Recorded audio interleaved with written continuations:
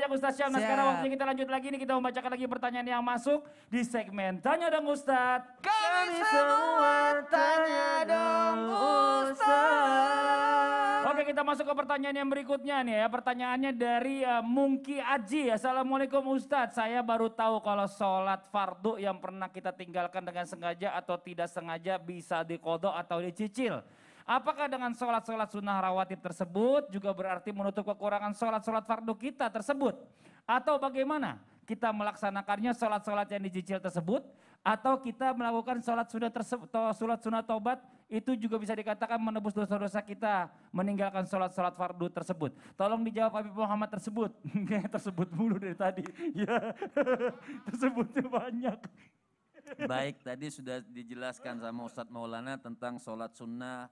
Artinya begini, bagaimana sih caranya bisa sholat sunnah itu membayar atau menambal hutang kekurangan kita di hadapan Allah Subhanahu wa Ta'ala. Pertama, sholat sunnah rawatib pertama nih, itu tidak bisa menambal hutang yang sholat kita tinggalkan dengan sengaja.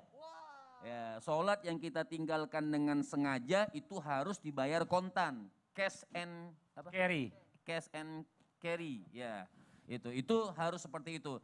Jadi bagaimana sih maksud daripadanya sholat sunnah bisa menambal? Seandainya kita sudah berusaha untuk sholat, berusaha udah untuk khusyuk, sholat betul tepat waktunya, sholat kita tidak tinggalkan. Tapi namanya manusia, subhanallah mungkin ada najis yang kita tidak tahu. Mungkin sholat kita tidak sah yang kita tidak tahu. Yang sholat kita yang tidak sah yang kita tahu, wajib kita sholat lagi.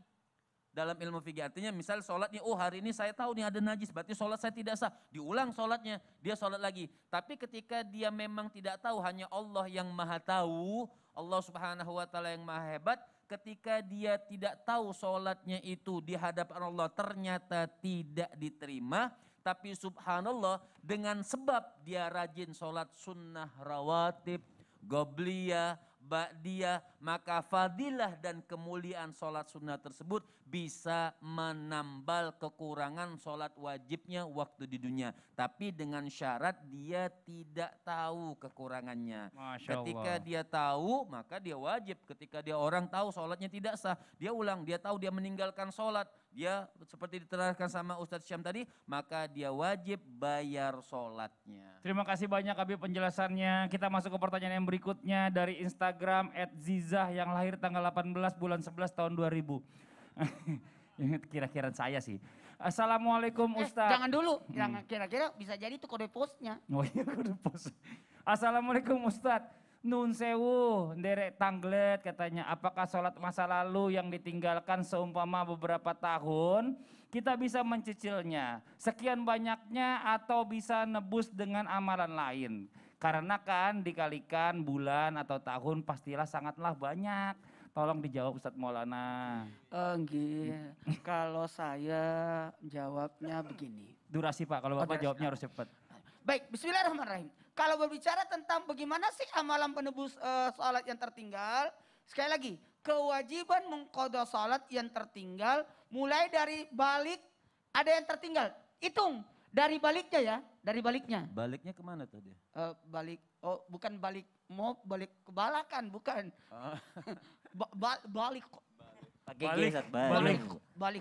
Dari balik. Dari kewajiban untuk melaksanakan dari itu sampai situ, itu hitungannya. Kemudian hitung lalu membayar serta tidak terkait dengan waktu. Tadi sudah dijelaskan. Kapan saja langsung usahakan dibayar, mau langsung atau dicicil supaya bisa istiqomah, jangan sampai dibayar besoknya enggak. Kemudian adanya perbedaan pada saat itu tadi niatnya qadhaan dengan adaan. Dan saya titip catatan buat semuanya yang mau bayar. Bagusnya kita bayar di bulan Ramadan. Kalau pas bulan Ramadan, oh sekalian aja aku bayar semua ini. Betul. Mumpung bulan Ramadan. Atau ketika kita ada di Masjidil Haram. Masya Allah. Wah ini kesempatan ini. Jadi ada karena waktunya, ada karena tempatnya, maka kita paling bagus kita ambil posisi untuk membayar salat-salat kita di hari tersebut. Contoh kita berada di bulan Ramadan kan ada namanya waktu yang mutlak, ya boleh aja kan sambil nunggu tarawih, setelah itu sesudah tarawih kita, aku kalau malam alhamdulillah dulu waktu di Makassar ya.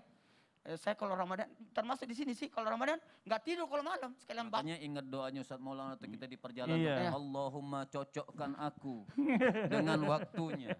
Benar-benar. Ya, cocokkan aku dengan sholatnya. Ya, dan tubuhku dengan udaranya, makanannya, dan orangnya. Jadi kita di tempat posisinya, misalkan kita berada di waktu yang, di tempat yang, apalagi di bulan Ramadan, di Masjidil Haram. Waduh, belum itu pernah luar saya biasa. tuh. Jadi enak banget. Dan kalau bisa, kayak ada Ustaz Sam, luar biasa. Kalau beliau jadi imam kan enak banget.